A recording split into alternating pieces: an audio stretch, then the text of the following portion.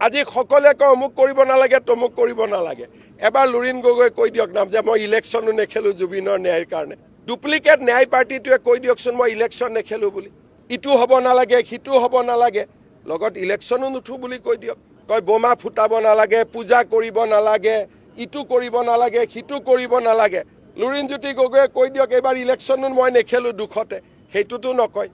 এই গোটেই ডুপ্লিকেট যিটো ন্যায় পাৰ্টি তেওঁলোকৰ লক্ষ্যটোৱে হ'ল ইলেকশ্যন কিন্তু আমি হৈছোঁ অৰিজিনেল ন্যায় পাৰ্টি জুবিনদাৰ ন্যায়ৰ লগত ইলেকশ্যন খেলা নেখেলা কি সম্পৰ্ক আছে মই বুজি পোৱা নাই এইটো এটা প্ৰমাণ কৰে আপোনালোকক ইয়াতকৈ আৰু কি ডাঙৰ প্ৰমাণ লাগে ৰাজনীতি কোনে কৰি আছে নিৰ্বাচন খেলা নেখেলা ভোট ৰাইজে দিয়া নিদিয়াৰ লগত জুবিনদাৰ ন্যায় প্ৰতিষ্ঠাৰ সংগ্ৰামৰ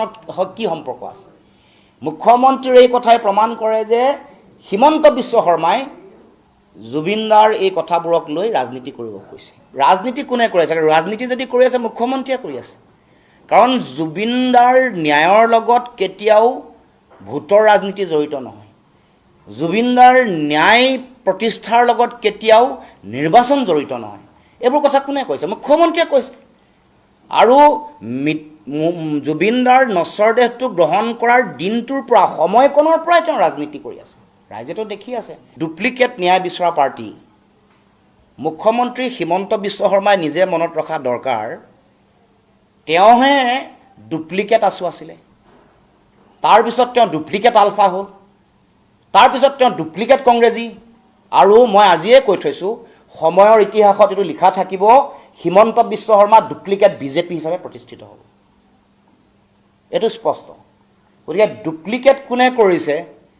কোনে মিছা কথা কৈছে আৰু কৈছে যে মই বোলে মিছা কথাৰ মেচিন হেনো তেওঁ গোটেই জীৱনটো মিছা কথা কৈ কৰিছে তেওঁ মিছা কথাৰ তেওঁ মেগা ফেক্টৰী এটা মুখ্যমন্ত্ৰী ডাঙৰীয়াক কৈছোঁ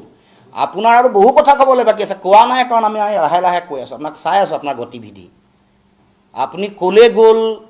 যিদিনাখন জুবিনদা মৃত্যু হ'ল মৃত্যু হোৱাৰ পিছত ক'লে গ'ল কি কৰিলে কি নাই এইবোৰ চব ক'বলৈ বাকী আছে এইবোৰ কৈ আছোঁ আপোনাক ৰ'ব দুদিন দিয়ক ধৈৰ্য ধৰক আপোনাক ৰাইজে গম পাইছে লাহে লাহে আপুনি কি হয় কি নহয় কৈছোঁ নহয় গতিকে আপুনি অলপ ধৈৰ্য ধৰক আৰু যদি আপুনি মানসিকভাৱে বা